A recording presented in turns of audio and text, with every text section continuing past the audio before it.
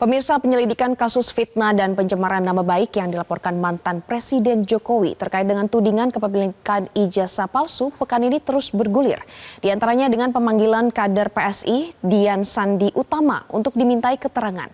Sementara itu Barreskrim Polri menegaskan bahwa proses penyelidikan kasus ijazah Jokowi yang pekan lalu dihentikan karena tidak ditemukan tindak pidana telah dilakukan secara profesional dan dapat dipertanggungjawabkan.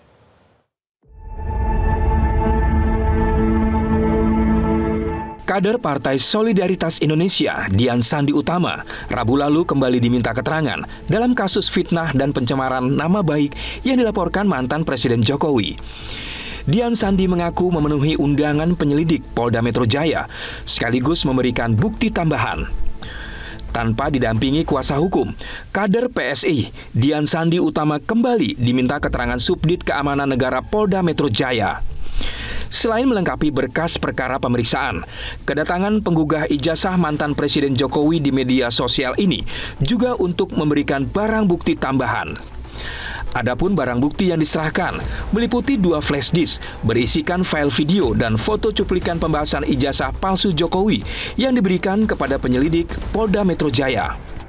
Ini jaga-jaga, apakah yang dimaksud, yang dikembangkan itu adalah waktu saya tampil bersama Pak Rismon, kan ada saya tampil bersama Pak Rismon dengan Pak Roy Suryo, apakah itu yang, pokoknya saya masukin aja dulu, kalau memang nanti itu dibutuhkan agar tidak seperti kemarin.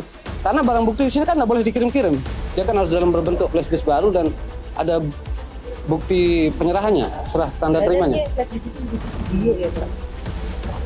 Ada video, ada foto, ada screenshot dan lain-lain. Selain Dian Sandi Utama, polisi telah memeriksa 33 orang saksi, termasuk podcaster Mikael Sinaga, terlapor Roy Suryo, Rismon Sianipar, serta Ti Fauziah.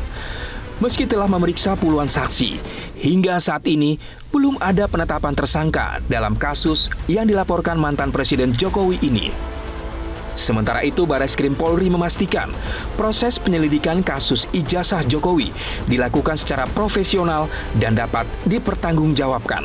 Pernyataan ini disampaikan Direktur Tindak Pidana Umum Barreskrim Polri, Brigjen Pol Juhandani Raharjo Puro, untuk menanggapi keberatan yang disampaikan Tim Pembela Ulama dan Aktivis atau TPUA terkait penghentian penyelidikan kasus tuduhan kepemilikan ijazah palsu Jokowi. Menurut Juhandani, dalam proses gelar perkara, pihaknya turut menghadirkan pengawas dari Wasidik, Divisi Hukum, Propam, hingga Irwasum Polri.